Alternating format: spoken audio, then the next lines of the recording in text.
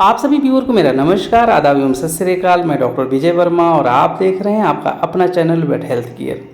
आज का जो हमारा वीडियो है फील्ड कंडीशंस में एक एक्सीडेंट का केस है जो बहुत ही यूनिक केस है।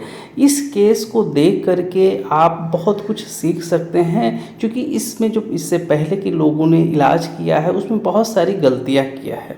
कौन सी गलती की है इसको जानने से पहले सबसे पहले हमारी जो पशुपालक से वार्ता हुई उसको सुनते हैं और फिर इसको हम डिस्कस करते हैं। क्या हुआ था इसे? ये गई थी चलने के लिए। हाँ तो गई थी चलने 5-6 महीने खुली थी। हाँ दौड़ भाग बहुत की। हाँ दौड़ भाग करने के बाद 2 गाय थी उससे दूसरे गांव पे कटिया है। तो वहाँ का भाई लड़ गई थी। लच्छन लड़ गई थी। हाँ, और खाली सीन से खाली दौड़ पे बोलती थी बस। ये दोनों हाथ पैर तो फेंक दिए, ये नहीं। ये जो छाती के पास लगा है ये तो चोटी काटी है। और रस्सा में जो है हाँ हाँ भंडा में बांध के टाली पे लाद के लेके आए थे। अच्छा अच्छा। नहीं तो वो गाय जो मारी थी वो कहाँ मारी थी? गोड़ पे। इधर इधर ही आगे वाले पैर पे पीछे वाले पैर आगे पे? ये आगे वाला है अरे, पीछे? पीछे वाले फैन। जैसे इस तरीके से नहीं हुआ था कि उठा के फेंक दी हूँ? नहीं। उठा के फेंकी नहीं थी। अपने ये गिर गई थी।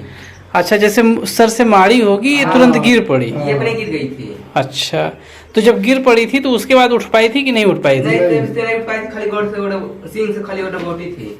अच्छा घंटा कुल टांगा गया है कि हाँ। फाड़ हुआ है। हाँ हाँ बला बटो खींचती थी, दोनों पैर से तरह ऊपर खड़ी होती थी, भी दोनों पैर ये नहीं काम कर रहा था पीछे वाले से। पीछे वाला काम कर रहा है।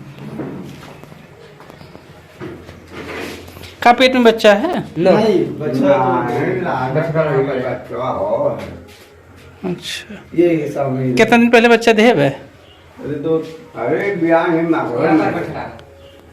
अच्छा अच्छा अच्छा। दूध कितना दे दिए? अरे दूध दिए कहीं 4 किलो। 4 किलो दूध देते रही। हाँ दिन भर 3 बार जाए पूरा।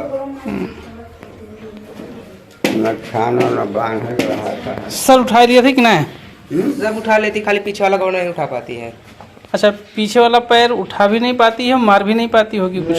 कुछ देना है। अच्छा, जब से गिरी है तब से एको बार नहीं उठ पाई है? नहीं। वो फिर जोड़ बांधा तो रहे। ये दोनों पैर से आगे वाले से गोड़ से ये पैर से आगे से नहीं। इतना प्रयास हो रहा है उठाने के लिए, इतना उठ रही है। पीछे वाला पैर नहीं दे पाती है जोड़। ठीक ठीक। अब आइए सबसे पहले हम इसकी जो पूरी कहानी है उसको समराइज़ करते हैं। ये गाय एक्चुअली में चरने के लिए नहीं छोड़ती थी, घर पे ही रह के खाती थी और वहीं पे जो पशुपालक था वो दूध वगैरह निकालता रहता था। लेकिन एक दिन उसको शौक किया, छोड़ा गया चरने के लिए। जब वो सिवान में गई, सिवान में दूसरी गाय ने उसको क्या किया कि पीछे की साइड से उसके जो बटक वाले पोर्शन पे था उसने धक्का मारा और उस धक्का की वजह से वो डिसबैलेंस हुई और डिसबैलेंस होकर के वहीं पे गिर पड़ी। जहाँ पे गिरी है वहाँ का ज़मीन बहुत ज़्यादा हार्ड था, क्योंकि इस समय गेहूँ कट गया है तो जो खेत है इतना सूखा हुआ रहता है वो एकदम पत्थर जैसा वैसे हो जाता है। तो उस परिस्थिति में हुआ क्या है कि इसका जो पेल्विक गर्डल है वो फ्रैक्चर हो गया है और इस पेल्विक गर्डल में बेसिकली जो प्यूबिस बोन है उसका फ्रैक्चर है। इस केस में 3 लोग आकर के इसका ट्रीटमेंट किए हैं, लेकिन 3 के तीनों लोगों ने इसको प्रॉपर्ली एग्जामिन नहीं किया। अगर प्रॉपर्ली एग्जामिन किया होता और उसके बाद पशुपालक को उसकी स्थिति बता देते तो ये सारी समस्या इतनी ज़्यादा नहीं होती। जो पशुपालक इतना ज़्यादा एग्जॉस्ट हो गया है, क्योंकि उसका काफ़ी अच्छी मात्रा में इसका रुपये खर्च हो चुके हैं। इसको जब मैं गया और उसके बाद इसको प्रॉपर्ली एग्जामिन किया तब जाकर के पता चला कि इसकी जो प्यूबिस बोन है उसमें फ्रैक्चर है और जिसकी वजह से ये जो गाय है ये उठ नहीं पा रही है। फील्ड कंडीशंस में इस तरीके का फ्रैक्चर जब भी होता है, पेल्विक में कहीं पर भी फ्रैक्चर होता है।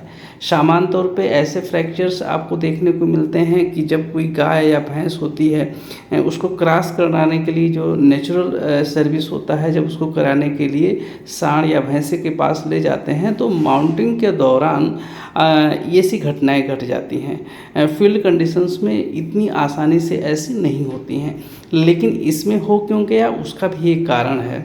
जैसा कि पशुपालक ने बताया कि एक टाइम ये 4 लीटर दूध देती थी, मतलब सुबह शाम ये 4 लीटर दूध देती थी और जो पशुपालक था हमारा वो सिर्फ और सिर्फ जो जूठन रहता था वही सब खिलाता था। ऐसी कंडीशंस में क्या होता है कि जो बोन होती है वो इनकी कमज़ोर हो जाती है, बेसिकली ऑस्टियोपोरोसिस की कंडीशंस डेवलप हो जाती है।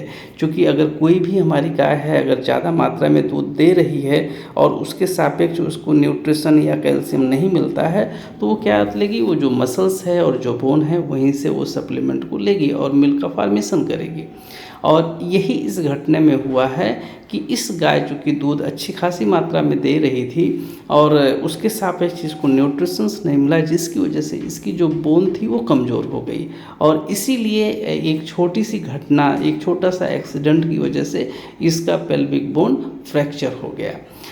एक्चुअली में फील्ड कंडीशंस में इस तरीके के जो भी फ्रैक्चर होते हैं पेल्विक गर्डल का, उसमें काय चाहे इलियम का हो, एसियम का हो या प्यूबिस का, किसी का भी फ्रैक्चर होता है तो फील्ड कंडीशंस में ऐसे केस को बचा पाना मुश्किल होता है।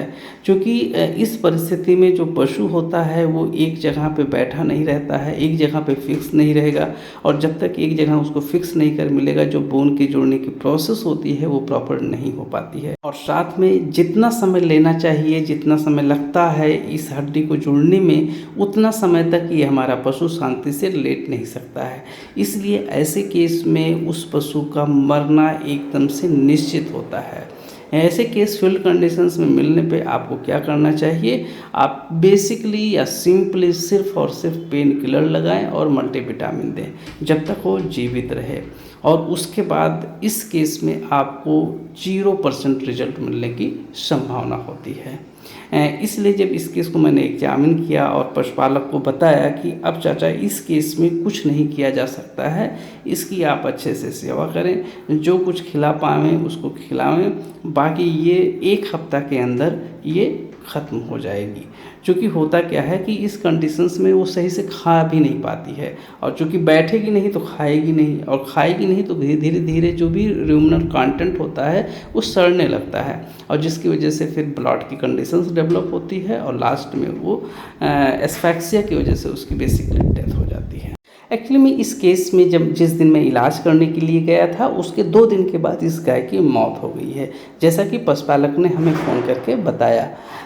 इस केस के माध्यम से हमारे जितने भी फील्ड वेटनेरियन हैं मैं उनको यही कहना चाहता हूं कि अगर इस तरीके का केस जब भी आपको मिलता है तो आप उसको सबसे पहले अच्छे से एग्जामिन कीजिए और एग्जामिन करने के बाद आप कारण पता कीजिए ये क्यों नहीं उठ पा रही है और उसके बाद आप पशुपालक को सारी हिस्ट्री बताएं, सारी कहानी बताएं, सारी संभावनाएं बताएं और उसके बाद आप उसका इलाज करें।